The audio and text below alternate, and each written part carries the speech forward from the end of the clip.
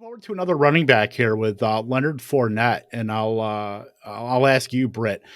Is there a bell cow role for Fournette somewhere in the NFL, or do you think he's just a committee back at this stage of his career? And where do you think he ends up?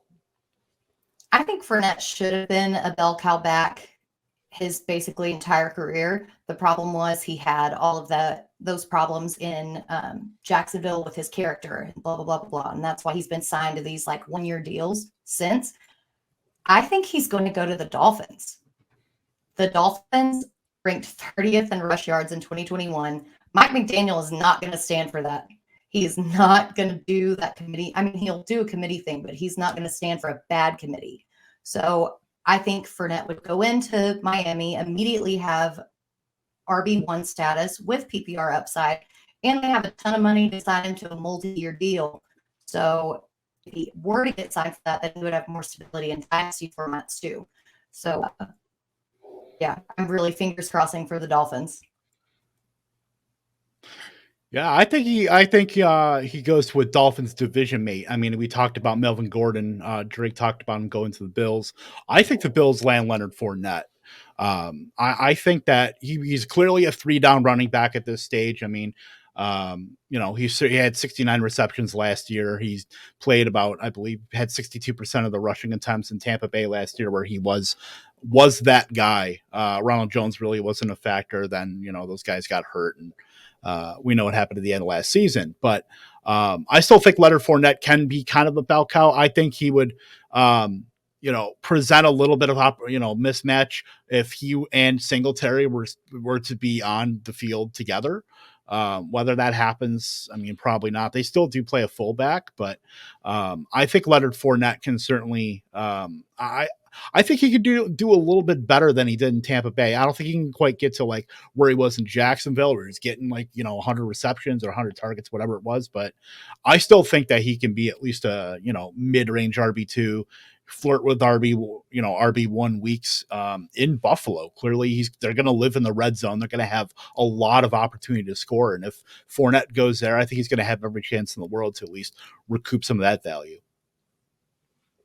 Yeah, I mean the thing with the Bills, man, they're like the Eagles of running backs right now, where they just spent 2 fairly early picks on running backs, and we still sit here and say they need a running back.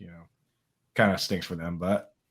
Zach Moss isn't really panned out. Singletary was okay, but it's just like the problem I have with the Bills is that they have Josh Allen who runs a ton, and then you're gonna have a split backfield with 3 guys. I mean, I don't know if I'd really even love them in fantasy there. Where I would love them in fantasy is Arizona, because they have Chase Edmonds is currently not on the team. James Conner's not on the team. I mean, if the season started today, who's their starting running back? Eno Benjamin? Like, seriously, who him or like Jonathan Ward. Yeah, so I think Leonard Fournette is a guy that's shown that he can catch the football. He can run it on goal line. You can run it in any situation. Like Britt said, the one thing that he's terrible at is not having a legal tint on his car and getting arrested like 4 or 5 times in a row. You know what I mean? But and like, throwing you don't have punches to, at people wearing helmets, and giving the finger to Bills fans and just being absolutely kind of a jerk to Tom Coughlin, but Tom Coughlin's a jerk too. So anyway, I think he's kind of beyond the attitude issues. And I think that, if a team just wanted to sign one dude to play every down, a team that doesn't currently have a running back, why not the Cardinals?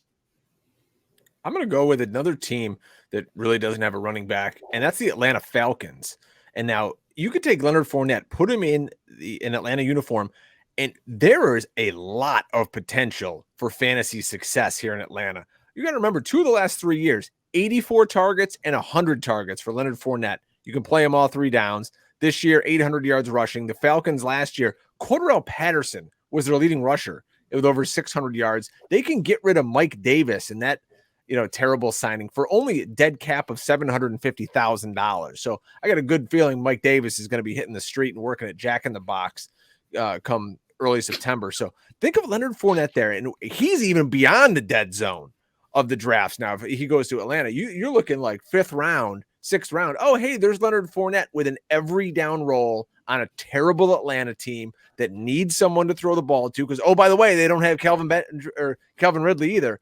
That's a sneaky spot right there. That's league winning potential right there. Leonard Fournette. I'm getting excited just talking about it. Kev, can we get that expired clip from Mike Davis, please? Sure Nice. can.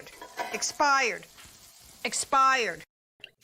Every week on Sirius XM, Andrew Erickson and I would just say, what is Mike Davis's prop bet for the week? And then we would take the under live on the air. That was our just whatever it is. It could be 1 yard. Take the under.